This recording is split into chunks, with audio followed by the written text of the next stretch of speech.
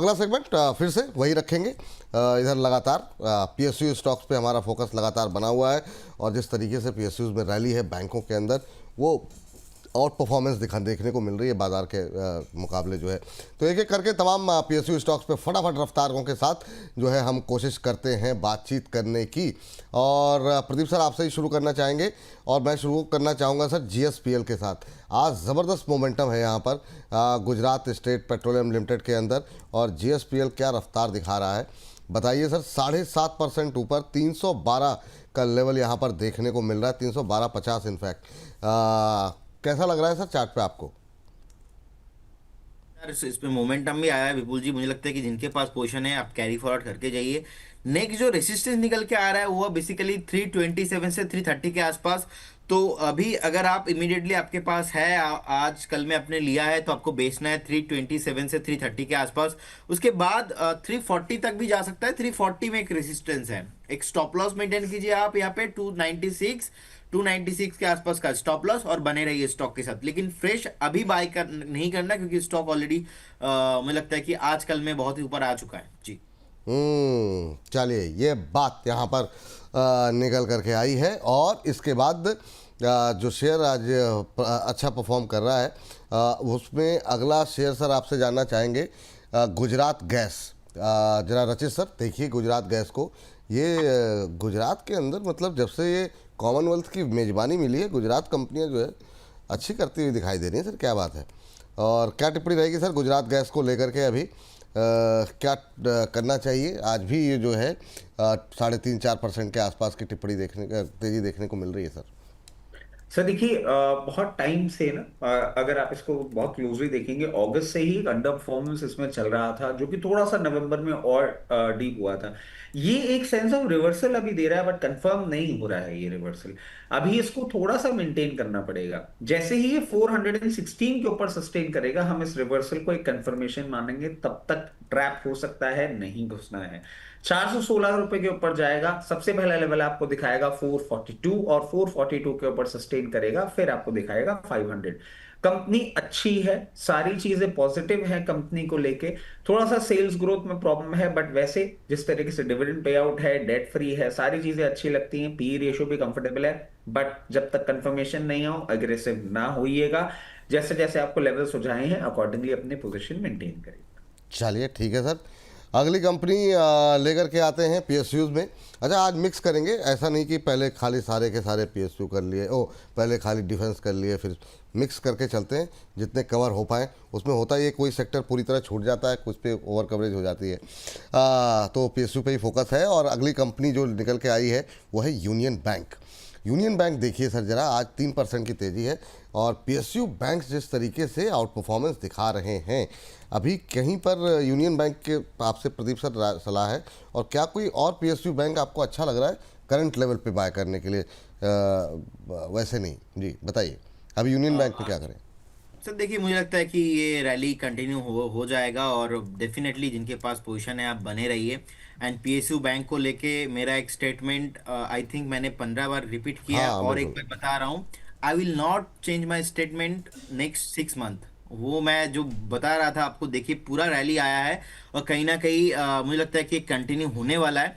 अभी 158 के आसपास का प्राइस है। थोड़ा रेसिस्टेंस आपको दिखेंगे 165 167 के आसपास। जैसे ही रेसिस्टेंस के ऊपर ये क्लोजिंग मिलेगा, एक बार वीकली क्लोजिंग, फिर से आपको ये 200 के ऊपर भी आते हुए दिखाई देंगे। तो करेंट जोन से बाय करना आज सजेस्ट नहीं रहेगा, क्योंकि आज थोड़ा ऊपर लग रहा है। नीचे मिलेंगे, कहीं नहीं जाने वाला, घूम फिर के नीचे आएंगे। कभी भी नीचे आता है, थोड़ा डीप मिलता है, तो आप थोड़ा बहुत स्टैगर मैनर पे बाई करके जाइए। और एक थीम है, नेक्स्ट 6-8 महीने आपको बेचना नहीं है, तभी जाके आप प्रॉफिट बना पाओगे जी। अभी बेचना नहीं है आपके लिए सर। कैनरा बैंक है, ये भी काफ़ी शानदार चला और बहुत लोगों को लगता है अपॉर्चुनिटी मिस हो गई। शानदार रैली अभी भी देखने को मिल रही है, आज भी 153 के ऊपर ट्रेड करता हुआ। क्या करना चाहिए? और अभी सर क्या पीएसयू बैंकों में जिस तरह का मोमेंटम है, क्या एक दो शेयर ऐसे हैं जो आपको पसंद आ रहे हो? जी सर। सर कैनरा बैंक देखिए, एक अच्छा मूवमेंट आपको करता हुआ दिखा रहा है। और एक 50 प्लस हाई मारने के बाद लोअर लेवल्स पे भी ट्रेड किया था, 144 लेवल्स, फिर वहां से वापस अपना स्ट्रेंथ गेन कर रहा है। और अब एक अप मूव में चल रहा है। मैं समझता हूँ ये अप मूव आपको कंटिन्यू होता हुआ दिख सकता है और बहुत कंफर्टेबली 164 तक के लेवल्स दिखा सकता है। मगर मार्केट्स हैं वॉलेटाइल, फ्रेश एंट्री ढूंढेंगे वापस। मैं वही चीज कहूंगा, अब इससे मैं ट्रोल भी हो चुका हूं, बट मैं क्या करूं, मैं आदत से मजबूर आदमी हूं सर। मेरे को नहीं दिखता कि आपको इसमें 146 लेवल्स के ऊपर बाइंग करनी चाहिए। उससे नीचे आए 138 तक के लेवल्स में आप अपनी बाइंग कंप्लीट कर सकते हैं। 164, 68, 172 ऑन कार्ड्स। चल और ठीक। सर मैं एक और चीज ऐड कर देता हम्म। हूं, हमारा जो शांत सौम्य और स्वच्छ बच्चा है वो धीरे धीरे मूव कर रहा है, उस पर अभी किसी की नजर नहीं जा रही है। मैं बार बार बोल रहा हूं, पीएनबी। सर आज इसने भी 52 वीक हाई मारा है, बहुत लोअर लेवल से हम एडवोकेट करते हुए आ रहे हैं। बिल्कुल। और मुझे लगता है पीएनबी आपको कहीं भी एक लोअर लेवल पे आता हुआ दिखे। अब इसकी रेंज सर चेंज हो गई है। पहले हम इसको 108 तक बोलते थे, अब आपको मैं बताता हूँ 116 तक भी आपको ये कहीं मिलता हो, डेफिनेटली इसमें पोजीशन बनाएं। ये बहुत लंबी रेस के लिए करंट लेवल तैयारी। पे नहीं खरीदने को देंगे सर?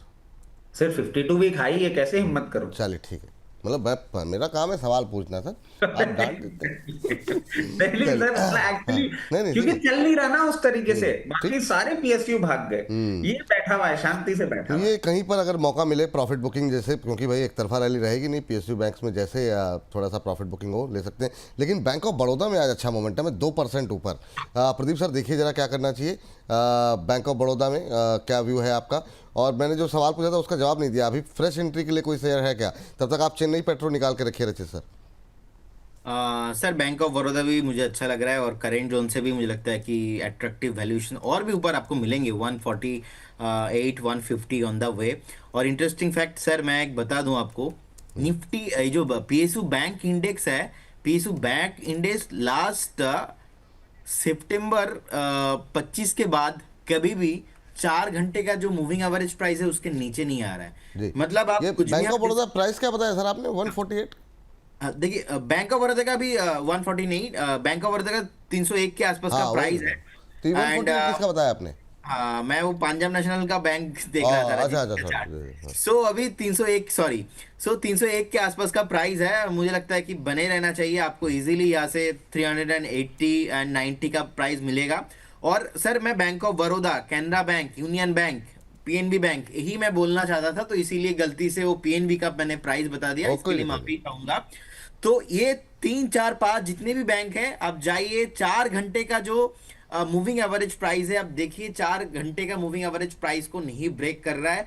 और ये चल रहा है ऑलमोस्ट सितंबर से। तो सितंबर से मैं देख रहा था कैनरा बैंक ऑलमोस्ट, ये स्टार्ट हुआ था 107 से, अभी भी ऑलमोस्ट 40% भाग गया, कभी भी 4 घंटे का मूविंग एवरेज प्राइस ब्रेक नहीं किया। Union bank of India almost 21% चल गया, 4 घंटे का मूविंग एवरेज प्राइस नहीं ब्रेक नहीं कर रहा है। तो यही दिखाता है सर, यहाँ पे स्मार्ट मनी है, पैसा आ रहा है और जबरदस्त ट्रेंड में है, बिल्कुल बने रहना चाहिए ऑल स्टॉक्स में।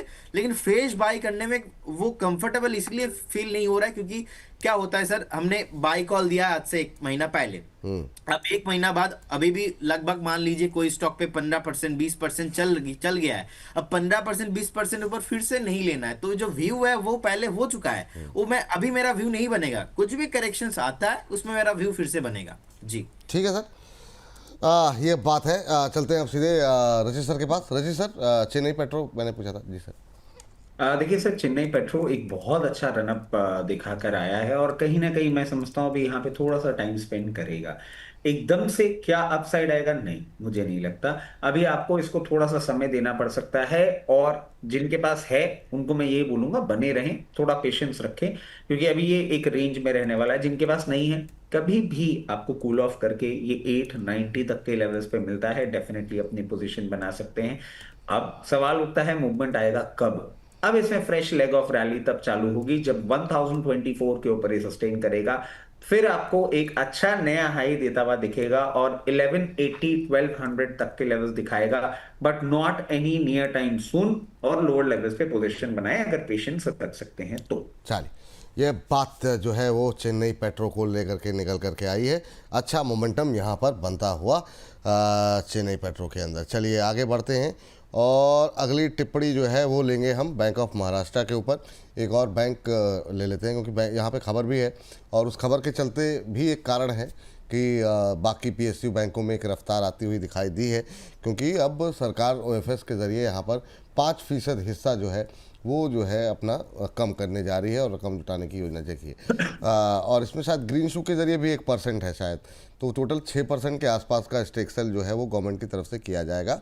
आज 1.25% के आसपास की तेज़ी देखने को मिल रही है। और आज जो है नॉन रिटेलर्स के लिए आज से ये ऑफिस जो है वो शुरू हुआ है, रिटेलर्स के लिए कल से शुरू हो जाएगा। देखिए ये देखिए साथ तमाम खबरें यहाँ पर आती हैं, आपको सारी खबर भी मिल जाएगी, शेयर प्राइस का एक्शन भी मिल जाएगा। तो इस पे मैं चाहूँगा खाली खबर पे रचित सर आपका कमेंट चाहेंगे, चार्ट और इस शेयर पे मैं चाहूँगा कि जरा टिप्पणी जो है प्रदीप सर जरा फटाफट दे दीजिए, क्या सलाह देंगे आप? देखिए सर, ये भी जी प्रदीप सर पहले कंटिन्यू कर लीजिए, फिर रचित सर के पास चलते हैं जी। सर ओवरऑल ना देखिए, ये जो थीम है, थीम चल रहा है, तो हमें लगता है कि उसके चलते स्टॉक पे भी एक बार मोमेंटम आ सकता है आपको 66 67 तक। शॉर्ट टाइम के मैं बात बोल रहा हूँ, लेकिन मैं कंफर्टेबल नहीं हूँ स्टॉक को फ्रेश बाय करने में। अगर किसी के पास है, आप एक बार बने रहिए 66 67 के आसपास, आपको एग्जिट करके निकल जाना चाहिए। और फ्रेश रिकमेंडेशन नहीं रहेगा, आपको अवॉइड करना है। अदर्स काउंटर है, उसमें आपको थोड़ा बहुत तो जो है इन्वेस्ट करना है। इस काउंटर के लिए मेरे तरफ से ना है। चलिए ठीक है, क्या नाम है रचित सर? जी सर। हाँ सर, जिस तरीके से ये पोजीशनड है, मेरे हिसाब से कोई भी प्रॉब्लम वाली बात नहीं है। It is just again a norm जो हम देख रहे हैं। सर 79% होल्डिंग है, और ये एक बार रिटेल का भी कल एक बार पोर्शन पूरा का पूरा चला जाएगा, उसके बाद मैं समझता हूँ आपको एक अच्छा अपसाइड का कैंडिडेट है, और डेफिनेटली इसमें बने रहना चाहिए। कोई भी परेशानी वाली बात नहीं दिखती। चलिए ठीक है, चलिए आप जरा फटाफट हम जो है काफ़ी लोगों की क्वेरीज है कि फ्रेश एंट्री के लिए आज बीडीएल पे जरा एक नज़र डालते हैं। बीडीएल पे एक खबर निकल के आई थी, बड़े ऑर्डर्स की खबर यहाँ पर निकल करके आई है। स्क्रीन पर अगर हो तो हमारे जरा फटाफट लेकर के आ जाइए। 1000 करोड़ से ज़्यादा के ऑर्डर जो है वो यहाँ पर मिलते हुए बीडीएल को दिखाई दिए हैं। इंडियन आर्मी से 2462 करोड़ रुपए के नए ऑर्डर मिले हैं। 1% से ज़्यादा की तेज़ी यहाँ पर देखने को मिल रही है आज के बाज़ार में। पिछले डिस्क्लोजर के बाद कंपनी को जो है वो नए ऑर्डर मिलते हुए दिखाई दिए। तो ये मतलब ये थीम ऐसी है कि मतलब जब लगता है अच्छा धूमिल हो रही है, तब तक कुछ ना कुछ नई खबर आ जाती है। एंटी टैंक गाइडेड मिसाइल और सैम से जुड़े हुए ऑर्डर मिलते हुए दिखाई दिए हैं। प्रदीप सर आप बताइए जरा बीडीएल के बारे में। बीईएल पे फ्रेश एंट्री के लिए भी सवाल आए हैं दर्शकों के, तो इन दोनों पे एक पे रचित सर हो जाएं बीईएल पे, और बीडीएल पे इस खबर पे आपका रिएक्शन प्रदीप जी। सर मुझे लगता है कि डेफिनेटली जिनके पास पोजीशन है बने रहिए, और ये थीम ही चलेगा। और आपको बेचना नहीं है, आपको बेचना है अभी टॉप में बेचना है। ऑल टाइम हाई के बाद 15-20% चलेगा, उसके बाद जाके बेचना है। टेक्निकली देखा जाए तो ऑल टाइम हाई था ऑलमोस्ट 2000 के ऊपर, तो आपको बेचना है एटलीस्ट 2400-2500 के आसपास। यहाँ से भी 1800 पॉइंट का रैली पे बेचना है। अभी मेरा ये बात सुन के बहुत सारे लोगों को ऐसा लग सकता है कि चल रहा है सर 1500, आप बात करो 2500 का। सर यही है ओवरऑल डिफेंस का थीम। एंड मुझे लगता है कि ये जो थीम है टॉप में बेचना है। अभी भी अच्छा खासा ठीक ठाक प्राइस में है। अगर किसी के पास पोजीशन नहीं है, पोजीशन ऐड भी करके जा सकते हो, लेकिन व्यू रखिए 2 से 3 साल बने रहिए स्टॉक के साथ। 2-3 साल के व्यू के साथ यहाँ पर बने रहने की सलाह जो है दी जा रही है बीडीएल में। बीईएल पे जरा राय जान लेते हैं। हमारे एक अपल जी हैं, उनका सवाल भी है सर, बीईएल और बीडीएल में बाइंग लेवल सजेस्ट कर दिए। जी सर, रचित सर। देखिए, मेरी समझ से सर लोअर लेवल्स पे हम एक व्यू पॉइंट बना के रखे हुए थे कि इसमें आपको पोजीशन बना लेनी चाहिए। दो जितना हम डीप देख रहे थे उतना नहीं आया। एक रिवर्सल दे चुका है, मैं समझता हूं अभी ये रिवर्सल आपको कंटिन्यूड होता हुआ दिख सकता है। बार बार 424 इज अ इंपॉर्टेंट लेवल, उसके ऊपर सस्टेन करेगा तो 464 लेवल्स तक भी जा सकता है। अगर आपने पोजीशन बना ली है बने रहें, अगर नहीं बनाई है स्टैगर्ड मैनर में बनाइएगा, क्योंकि रिवर्सल कभी भी आपको आता हुआ दिख सकता है। बट मार्केट वॉलेटिलिटी के प्रिपेयर रहना चाहिए। तो 413 रुपये अभी चल रहा है, कहीं भी आपको 398 400 तक लेवल्स आता दिखे, अपने पोजीशन कंप्लीट कर लीजिएगा अपसाइड के लिए, फिर आगे तैयारी करिएगा। चलिए ठीक है, अगली टिप्पणी आई हुई है हमारे एक दर्शक की, कह रहे हैं कि मोहम्मद डीजीयू फ्रैंक खान के नाम से कुछ आईडी है इनकी। कह रहे हैं कि गुड मॉर्निंग, जीआरएससी में क्या करें और अभी और कितना गिरेगा? 2670 की इनकी खरीद है, 2900 जाकर के नीचे आ गया, वेट करें या निकल जाए? जीआरएससी एक और ऐसा कैंडिडेट जिस पर कि हम लोग काफ़ी बातचीत करते रहते हैं। और तब तक आप रचित सर कोचिंग निकाल लीजिएगा। कल एक लोगों की टिप्पणी मुझे सुन के कई बार ताज्जुब होता है, कहते हैं कि अब जो है हिम्मत नहीं हो रही है कोचिन के बारे में बात करने की। मैंने कहा मतलब मैंने ऐसा क्या पाप किया, और हम तो मतलब डिफेंस तो ऐसा लोग आरोप ये लगाते हैं, हर रोज़ डिस्कस करते हैं। ये भाई साहब कह रहे हैं कि नहीं अब हिम्मत नहीं हो रही है, तो आप कोचिन सर ये हिम्मत थोड़ी सी दिखा दीजिए रचित सर। तब तक जीआरएससी पे प्रदीप सर आपकी टिप्पणी। सर जिनके पास पोजीशन है बिल्कुल बने रही है, और जिनके पास पोजीशन नहीं है और थोड़ा नीचे आ सकता है, ये ऑलमोस्ट 2445 एक लेवल है, वहाँ पे आता है तो मैं एक बार एक्यूमुलेशन करना या तो फ्रेश बाई करने में इंटरेस्टेड फील करूंगा। लेकिन अभी नहीं, जिनके पास पोजीशन है बने रही है। अगेन डिफेंस एक थीम है, इस थीम को आपको होल्ड करके रखना है। बेचूंगा टॉप में, उससे पहले नहीं। भेजूंगा टॉप पे। ठीक है सर, अभी खरीदने की तो नहीं सलाह है ना, 3% टूटा हुआ है। अभी नहीं, मुझे लगता है कि 2450 एटलीस्ट वहां से स्टार्ट करना चाहिए। अभी ठीक। डिफेंस इतना वॉलेटाइल है कि आपको दूर दूर तक बाय करना है। अभी अभी तो बिल्कुल नहीं। सही बात है। सर बताइए सर, क्या टिप्पणी रहेगी कोचिन शिपयार्ड में फ्रेश एंट्री के लिए? प्रदीप बोसेने से साहब का भी मेरे सवाल दिख गया, लेकिन जो कल वाली टिप्पणी थी वो मैंने आपको बताई दी। इसी सर आपका कमेंट क्या रहेगा? सर ये ना समझ में नहीं आता है, मतलब हम हायर लेवल्स पे जब आपको बोलते हैं ना कि लोअर लेवल पे खरीदिए, लोअर लेवल पे आता है तो लोगों को ये क्यों लगने लग जाता है कि हम गलत हो गए। अरे हम तो बोल ही रहे हैं भाई साहब कि नीचे आएगा तब खरीदिए। अब practically these are the levels जहां पे आपको एंट्री अपनी रजिस्टर कर लेनी चाहिए। ये बार बार यहाँ पे स्ट्रॉन्ग सपोर्ट लेके रिवर्सल दिखा रहा है, तो this is the right time. Definitely आपको इसमें एंट्री करनी चाहिए। अगर आप नियर टर्म टारगेट्स की बात करते हैं तो कभी भी आपको 1840 1860 तक के लेवल्स दिखा सकता है। मीडियम टर्म में एक बार ये 2000 रुपए के लेवल पे थोड़ा सा आपको रेजिस्टेंस दिखाएगा। जैसे ही उसको क्रॉस करेगा मीडियम टू लॉन्ग टर्म में वापस से आपको 2300 तक के लेवल्स दिखा देगा। A good opportunity to buy in a very good stock. ये बात यहाँ पर निकल करके आई है। और एक एचएल और देख लीजिए सर, अगर एचएल में क्या करें सर, जरा फटाफट एक टिप्पणी हो जाए प्रदीप सर, संक्षिप्त टिप्पणी आपकी, क्या सलाह रहेगी? तो जिनके पास पोजीशन है बिल्कुल बने रहिए। और जैसा कि मैंने टारगेट भी दिया था ऑलमोस्ट 5500 एंड 6800 के अप्रोक्स के आसपास, वो आपको आते हुए बिल्कुल दिखाई देंगे। एल तो one of the best stock है डिफेंस में, और HL BL दोनों हमारा फेवरेट ही है, मेरा, रचित जी का, आपका भी। सो ऑलमोस्ट डेली डिस्कशन भी होता है, तो बिल्कुल बने रहिए। फ्रेश बाय आज नहीं करना है। फ्रेश बाय अगर किसी का भी न्यू कोई व्यूअर देख रहे हैं जिनके पास अभी नहीं है, 4000 के आसपास एक बार न्यू एंट्री करेंगे, लेकिन अभी नहीं। और मैं 200-100 रुपए के लिए कोई लेवल मतलब देना नहीं चाहता हूँ। ठीक। जिनके पास है बने रहिए, बेचेंगे टॉप में। NMDC सर जरा बताइए, रचित सर, और मेटल में क्या अभी भी कुछ अच्छा लग रहा है आपको? NMDC के अलावा, इस पर तो आपकी राय आप मैं पूछ ही रहा हूँ, पर मेटल में क्या पोजीशन होनी चाहिए, कहाँ होनी चाहिए?